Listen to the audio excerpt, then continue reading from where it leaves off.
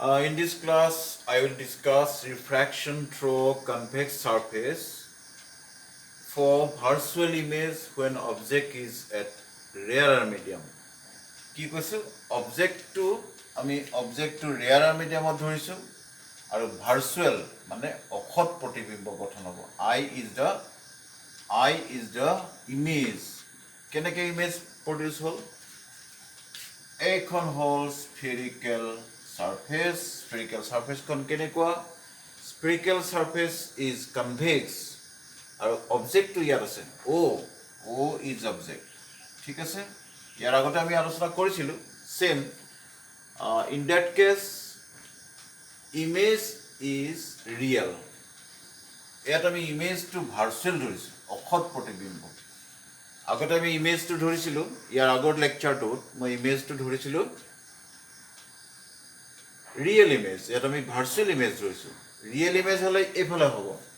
so ইয়াৰ পৰা ৰেটো যেতিয়া গৈছে দিস ইজ ইনসিডেন্ট ৰে is deviated ray to deviate hobo deviate hole ki hobo etal normal c pura hole normal na jabo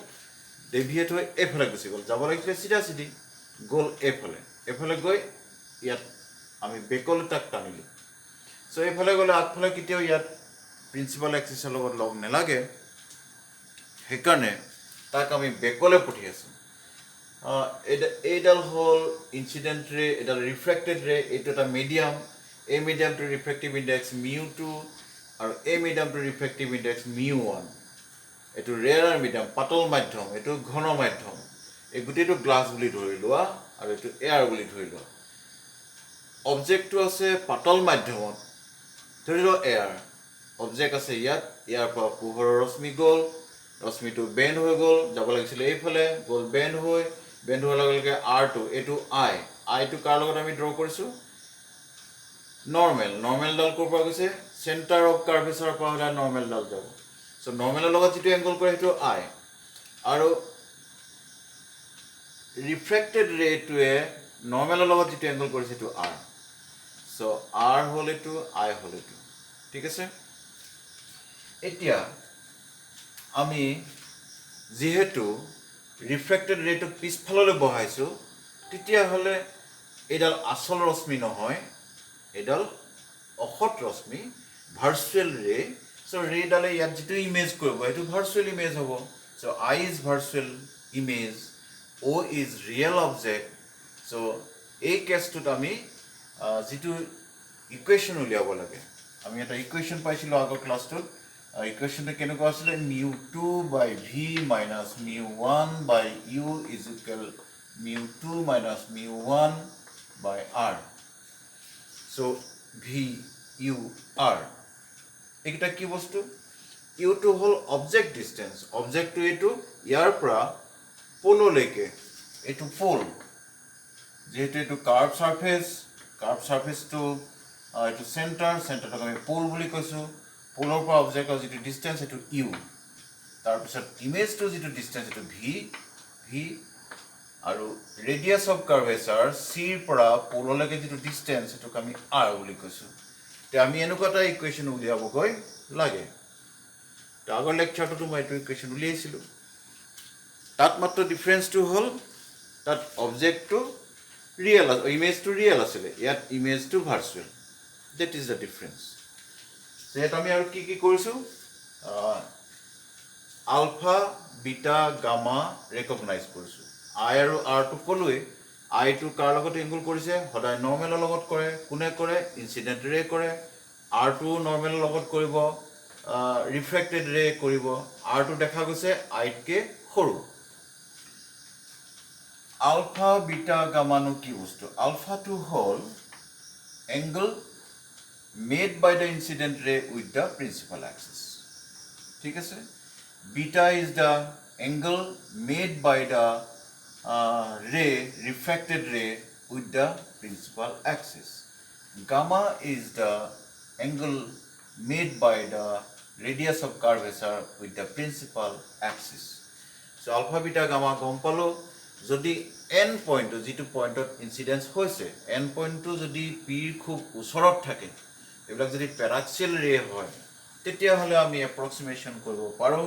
কেনেকৈ alpha is approximately equal to 10 alpha beta is approximately equal to 10 beta gamma is approximately equal to 10 gamma আকৌ trigonometry ফালৰ পৰা আমি যদি চাওঁ 10 alpha is equal perpendicular by base H আমি N এমক H বুলি ধৰিছোঁ কি বুলি ধৰিছোঁ N M is equal to H let us consider so' এই নৰ্মেলডাল এনৰ পৰা আমি প্ৰিন্সিপাল এক্সিছ এডাল নৰ্মেল আঁকিছোঁ সেই নৰ্মেলডালৰ লেংথটোক আমি এইচ বুলি ধৰিছোঁ তেতিয়াহ'লে যদি আমি 10 আলফা ধৰোঁ আলফাটো ইয়াত আছে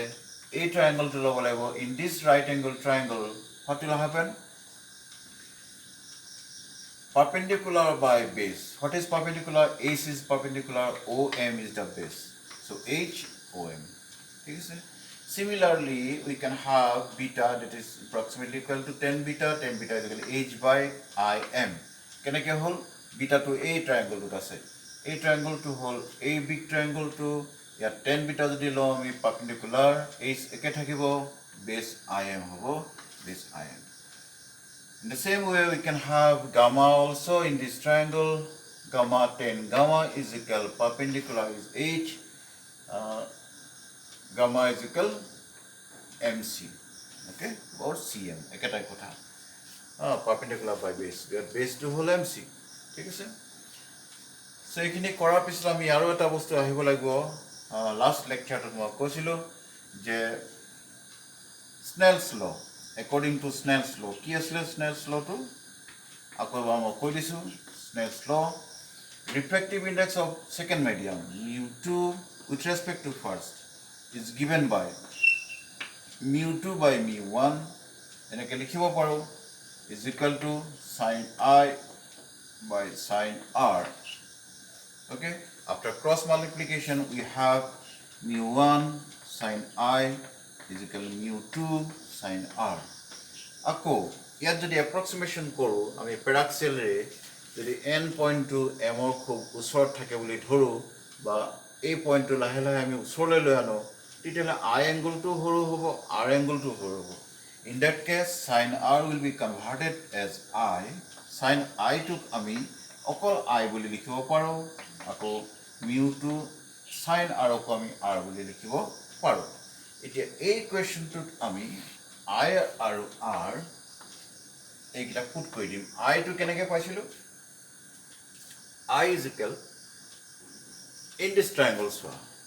এই ট্ৰাইংগলটোত in this triangle ONC triangle কোনটো ট্ৰাইংগলত triangle ONC I is the exterior angle to alpha আৰু gamma এই দুটা ইন্টাৰিয়ৰ এংগুলৰ সামেশনৰ সমান হ'ব আলফা আৰু গামা এই দুটা সমান হ'ল পাস কৰি দিলো সিমিলাৰলি আৰ এংগুলটো কাৰ সমান হ'ব আৰ এংগুলটো আমি এই ডাঙৰ ট্ৰায়াঙ্গলটো ল'ব লাগিব আই এন সি কোনটো ট্ৰায়াঙ্গল ল'ব লাগিব I N C this triangle I N C এই ট্ৰায়াঙ্গল ইয়াত তোমাৰ আৰ এংগুলটো হ'ল এক্সটেৰিয়ৰ এংগুল ইন্টাৰিয়ৰ হ'ল বিটা আৰু gamma now in this equation we have to put I and R value put কৰিব লাগিব যেনেকৈ আমি লাষ্ট ক্লাছত কৰিছিলোঁ এটো হ'ল আলফা এটো হ'ল বিটা এটো হ'ল গামা ঠিক আছে mu1 এটো লিখিছো মই mu1 I ঠাইটো মই কি লিখিম alpha plus gamma is equal mu2 R ঠাইত মই কি লিখিম beta plus gamma okay beta plus gamma so mu1 alpha ঠাইত মই কি লিখিম h by om plus gamma ঠাইত কি লিখিম h by cm mu2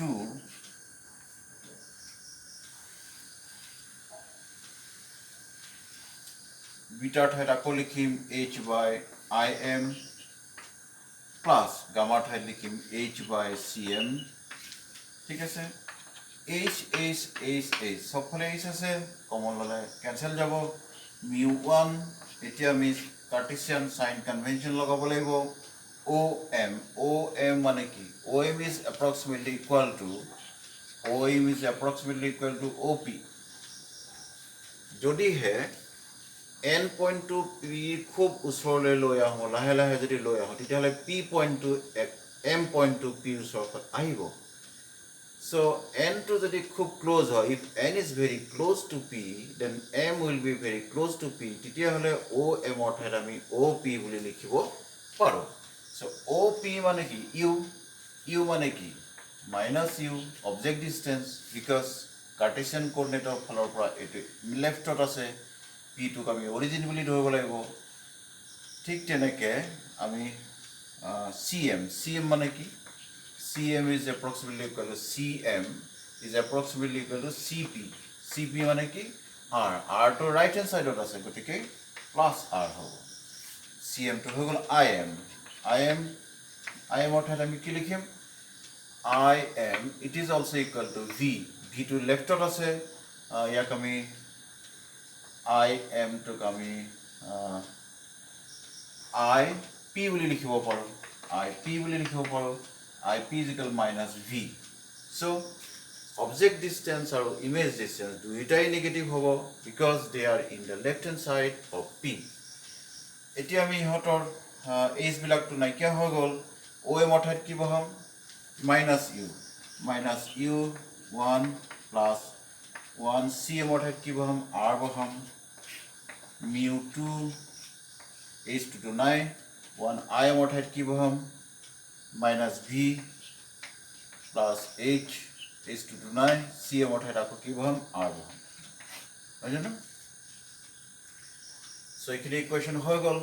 এইখিনি ইকুৱেশ্যনৰ পৰা আমি অকণমান simplify কৰিলে আমি বিচৰা ইকুৱেশ্যনটো পাই যাম so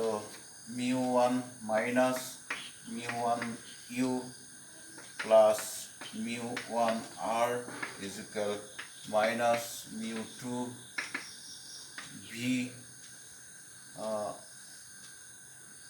plus mu2 by r okay r যিকেইটা আছে r কেইটা আমি লগাই দিম v টোক এফালে লৈ আনিলোঁ এইটো মাইনাছ আছিলে এফালে আনিলে প্লাছ হ'ব mu2 by v লেফ্ট এইটোতো মাইনাছ আছে minus mu1 by u is equal mu2 by r minus mu1 by r okay so আমি যিটো ইকুৱেশ্যন উলিয়াব গৈ আছিলোঁ সেই ইকুৱেশ্যনটোকে আমি পাইছোঁ v minus mu1 by u is equal r by mu2 minus mu1 so এই পাৰ্টটো পিছলৈ আমি পামগৈ কোৱা হয় power of the convex surface power মানে কিমান কনভাৰ্জ কৰিব পাৰে ৰেকেইটা কিমান কনভাৰ্জ কৰিব পাৰে কিমানখিনি বেকা কৰিব পাৰে বা কনভাৰ্জিং কেপাচিটি কিমান সেইকাৰণে এই পাৰ্টটো power of the convex surface বা স্ফেৰিকেল সাৰফেস বুলি ৰেকগনাইজ কৰা হয় so this is the equation that we have got for this particular condition when the object is placed in the rarer medium and